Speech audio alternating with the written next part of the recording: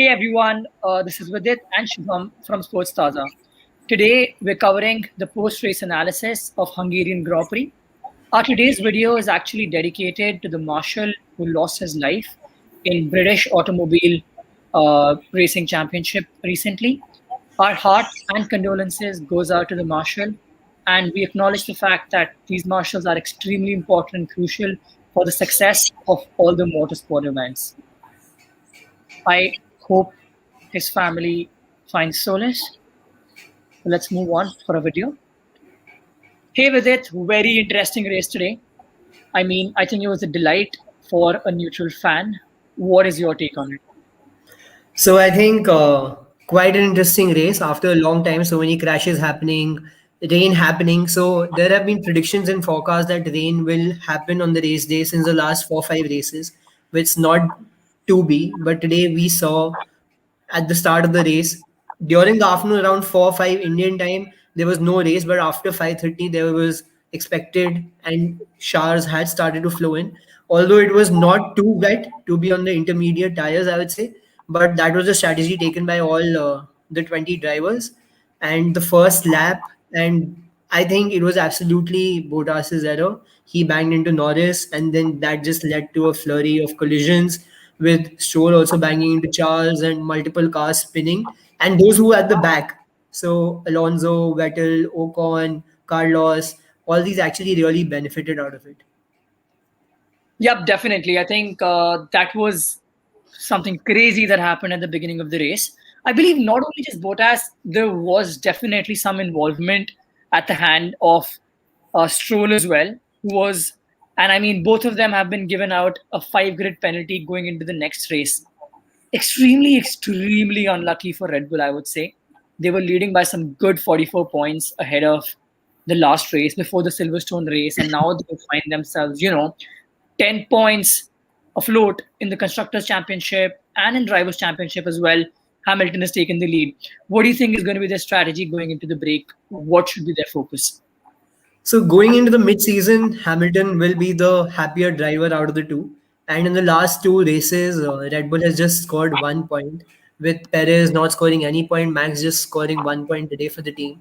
And Red Bull has gone on the weaker side, but today it was not their fault, I would say. Max was driving with a broken car, and then the undercut that happened from Mercedes in the pit stop. Lewis pitted earlier, and he never actually overtook Max in the race. And so I would feel Mercedes messed up one pit stop, which was the standing start. It was also very unique. Lot of memes, lot of jokes around it.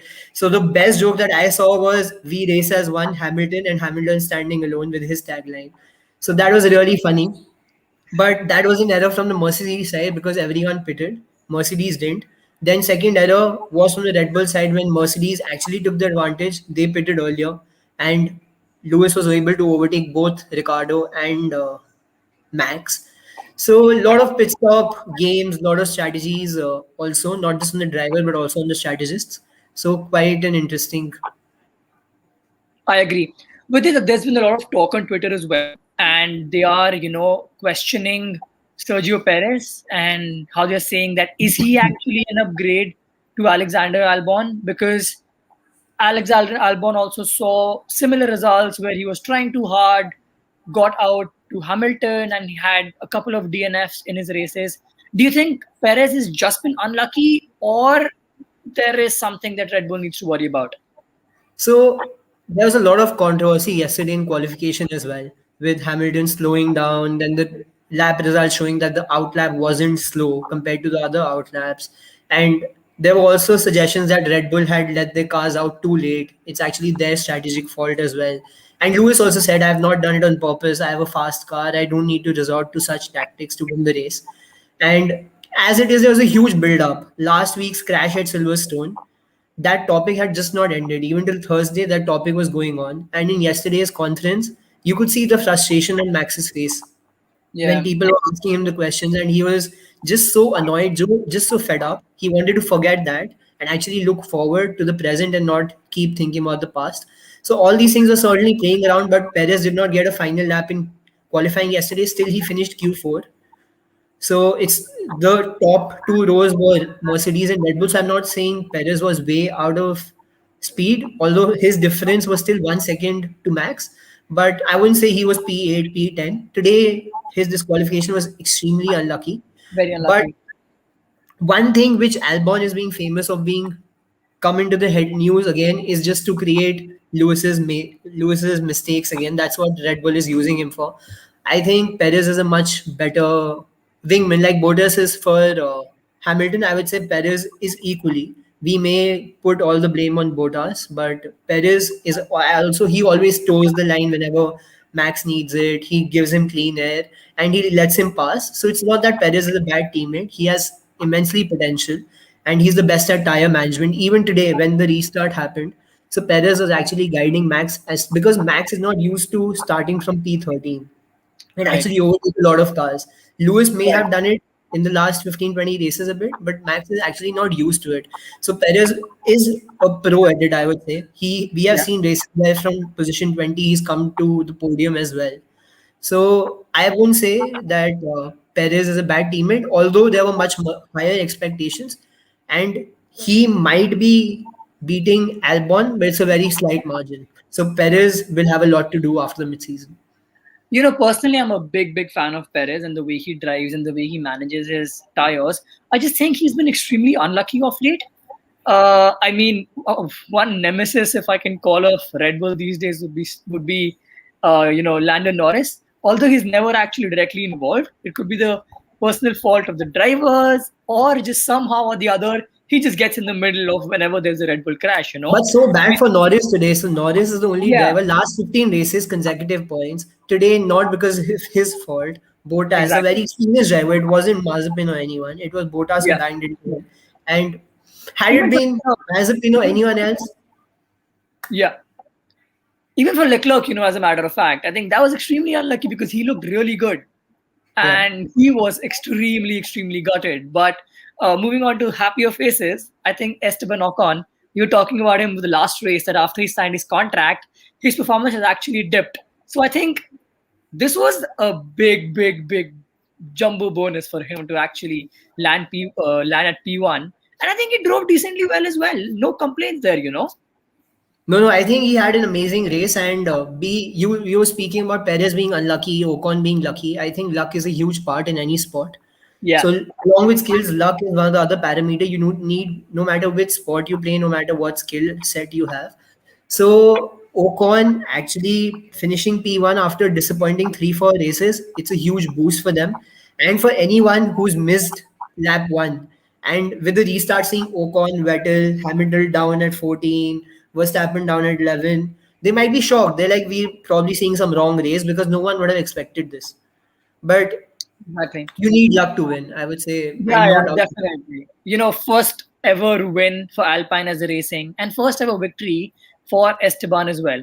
But we saw another first, which was Williams actually landing both their cars into points after a very long time, with Latifi finishing 8th and Russell finishing 9th.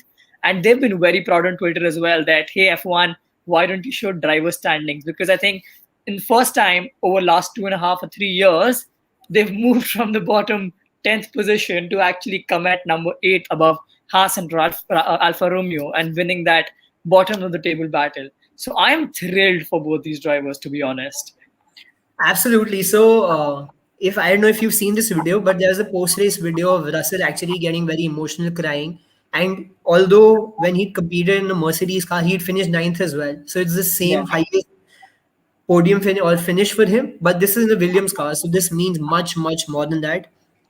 And I haven't seen Latifi beat Russell, beat in qualifying in race. But today, exactly. Latifi was at P3. And if Russell luck had not been, and the restart, Russell would have been P1 after Hamilton would have gone in the pits. But then Russell dropped to P7. Obviously, I'm not saying he could have won, but had he stayed P7 or P1 earlier, he had a chance to finish much higher. But really happy for both of them. I think Russell has been slogging it out and absolutely giving it his everything in the last 3-4 races. So he deserved to get some points. Truly. And with it, to wrap it up, we know that F1 driver of the day was actually Fernando Alonso for his extremely well-rounded performance, even holding Hamilton up, which denied him that position one, in my personal opinion. But was there any other driver that you thought who outshone today? I think Ocon and Vettel also. I think Right. Alonso got majority of the points, and around lap 50, 55, Alonso was nowhere in the driver of the day. It's only when the battle between Alonso and Hamilton was going on, he started getting much more viewership on TV also and coverage, because otherwise, and there was no coverage for Vettel, no coverage for Ocon, but I think both of them drove an absolute flawless race after the crash and after their luck happened. So I would say these three would be the top three drivers, and not no mentioning Hamilton as well.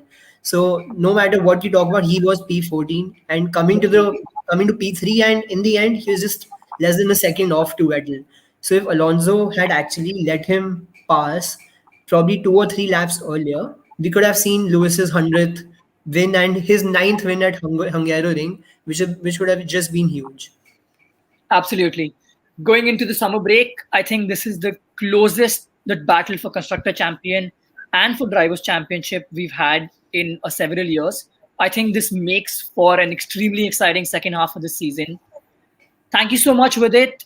And for more Thank such you. content, keep on following Sports Taaza, and we'll catch you soon again with the post-race analysis of the Belgian Grand Prix on 30th August. Thank you so much, everyone.